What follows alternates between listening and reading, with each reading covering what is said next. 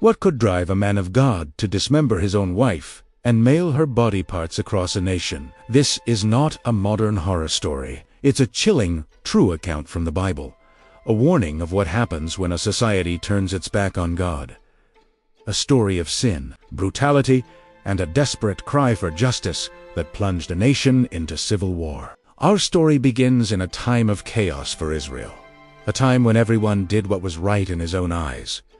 We meet a member of Israel's priestly tribe, living in the remote hill country of Ephraim. He was a man meant to be a moral guide, yet he lived in a land spiraling into moral decay. He takes a concubine, a secondary wife, from Bethlehem. After a dispute, she leaves him and returns to her father's house. The Levite, after 4 months, travels to Bethlehem to reconcile with her and bring her back. A journey that shows a desire for reunion, but one that leads them into the heart of darkness. On their journey home, they need a place to rest for the night. They pass by the foreign city of Gibeah, later known as Jerusalem, and the Levite insists on staying in an Israelite town, Gibeah, a town of his own kinsmen from the tribe of Benjamin. But no one offers them hospitality, a grave sin in ancient culture. Finally, an old man takes them in.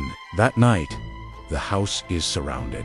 The men of the city, described as worthless fellows, pound on the door, demanding the Levite be brought out so they can sexually abuse him. This horrifying demand mirrors the sin of Sodom and Gomorrah, showing how far his own people had fallen. In a desperate and cowardly act to save himself, the Levite makes a horrific choice.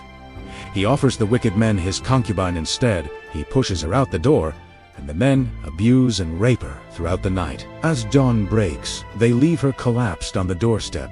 The Levite, opening the door in the morning, finds her there. His words are cold. "Get up, let's go." But she does not answer. She is dead. He did not kill her with his own hands, but his actions led directly to her death. The Levite places her body on his donkey and continues his journey home. There, consumed by a cold, terrible rage, he does the unthinkable.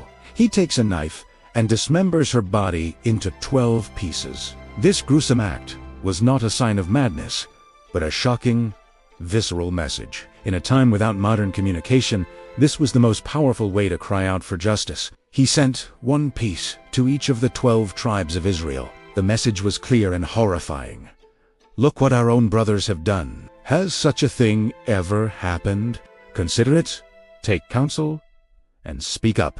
The nation was horrified and enraged. The tribes of Israel assembled as one, demanding that the tribe of Benjamin hand over the wicked men of Gibeah for justice. But the Benjamites refused, choosing to protect the murderers and rapists among them. This refusal plunged Israel into a brutal civil war. The other tribes fought against Benjamin, and the conflict resulted in the near annihilation of the entire tribe. The town of Gibeah was burned to the ground, and its inhabitants were slain. The men who committed the atrocity faced their judgment, not in a court, but on the battlefield. This story is a brutal, heartbreaking account of sin left unchecked. It shows how a society, even one blessed by God, can rot from the inside out when it abandons moral law. The Levite's cowardice, the men's depravity, and the tribe's arrogant protection of evil created a perfect storm of destruction. It serves as a timeless Christian warning.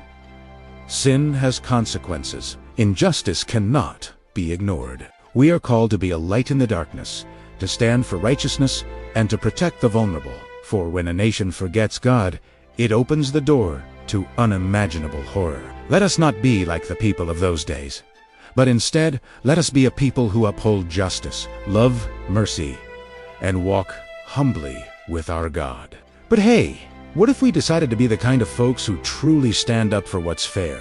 You know, who absolutely pour out kindness and mercy. And honestly, just stay super humble with our God, right?